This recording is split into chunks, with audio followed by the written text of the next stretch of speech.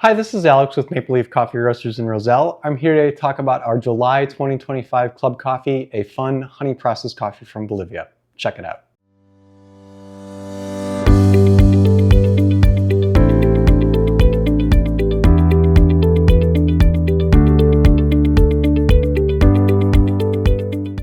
So as a reminder, our coffee club program is something where we bring in a coffee of the month, roast it 3 different ways, send out a bunch of notes and information about the coffee, try to do something that's a little bit different either with the coffee itself or with the way that the coffee is roasted, or sometimes both. It's a fun way for people to go a couple levels deeper than some of the normal coffees that we have on our shelf every day. And if you're interested in joining this club, there is a wait list on it. Best thing to do is to send me a note via email and we'll be able to add you to the club waiting list.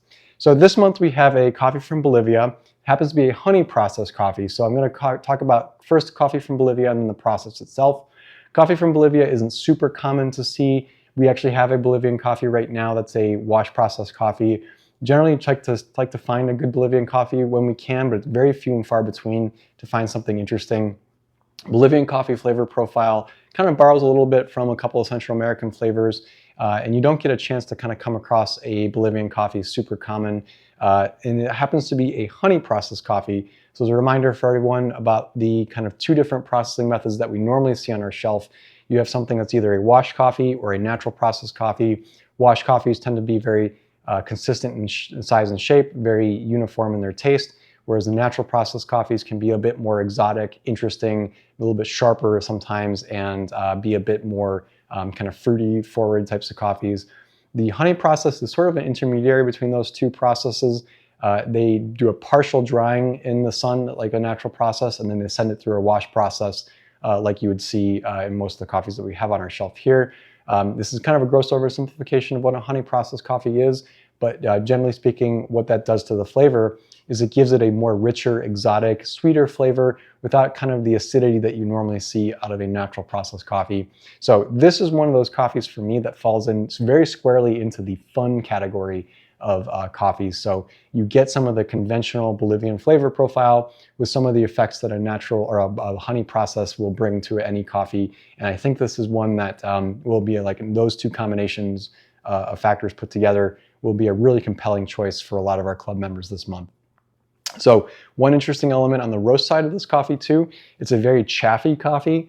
Generally speaking, African coffees tend to be a higher chaff. It's the skin that is just part of the process that kind of flakes off while the coffee is being roasted.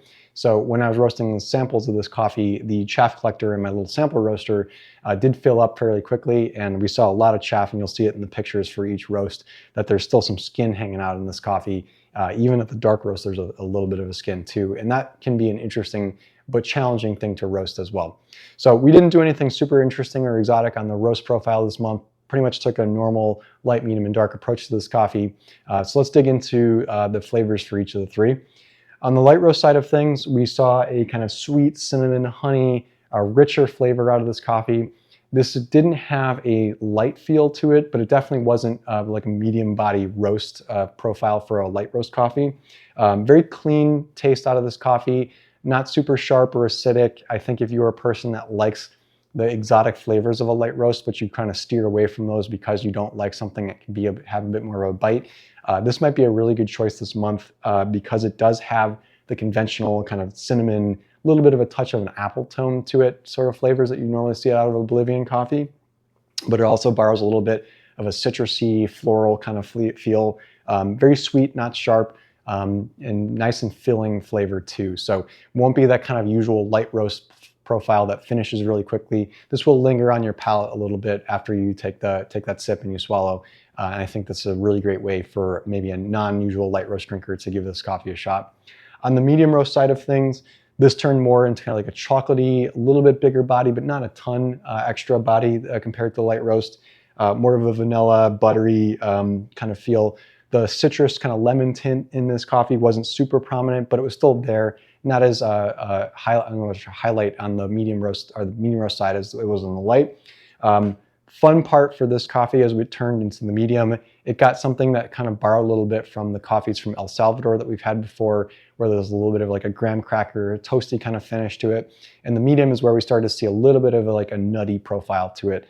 kind of like a malty, crackery, kind of toasty note that paired really cleanly with that kind of like subtle nutty flavor, but you still didn't lose too much of that kind of vanilla kind of texture that you saw in the light. So I think if you're the person that normally goes for the medium roasts, you'll feel right at home with this coffee this month. But I still would sort of point someone towards maybe the light if they're kind of curious about some of the more brighter flavors from that. But the medium roast was a nice balance between that and the dark, which we'll talk about next.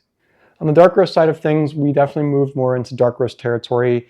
Conventionally speaking, dark roast is where you get more kind of a roasty kind of flavor. One interesting element on the dark roast that I did see was a little bit of like a burnt sugar tone to it. This is something that you can kind of see sometimes with certain coffees, either Asia Pacific, or sometimes you can find them in certain Central American coffees where if you get it to the right level of dark, it won't be too heavy or rich, but you'll get something where it's like a little bit of a sugary kind of texture that has a sweetness to it, but has a almost like a brown sugar, but toasted kind of brown sugar kind of feel. I think that you saw a little bit more of a chocolatey, kind of milk chocolatey feel on the dark roast side of things. Still was a lighter drinking light roast or dark roast compared to other dark roasts that we've had in the club before, but you definitely get a little bit of a malty texture. It's very subtle, and I think for a dark roast, because of that honey process, you get an interesting, curious depth of flavor that you don't normally see out of dark roast because you have a little bit more character and body to it, but you still get a little bit of that like milk chocolate, nutty, almost kind of like a cashew sort of feel with that kind of roasty, toasty, a little bit of a malty texture as well. So this won't be a super heavy dark roast if you're normally a dark roast drinker that likes a lot of body. This probably won't be a real signature kind of flavor for you. But even if you're a person that normally goes for mediums, but you want to try something a little heavier with a bit more texture and character to it, the dark roast will be a really easy drinker this month that I think still contains a lot of the cool honey process flavor profile that you normally see out of any honey process coffee, especially as a dark roast. So this month, 3 really great, compelling options. I don't think I'm going to be able to recommend any one of the 3 for general folks, but there's something really unique for folks in each one.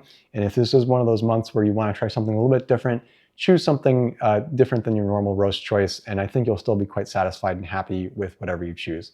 So hope everyone gets a chance to enjoy this coffee this month in the club. And if this is something that you're interested in trying out, just feel free to make sure to send us a note. We'll add you to the wait list, and we hope to look forward to seeing you next time for another great club coffee video next month. Take care.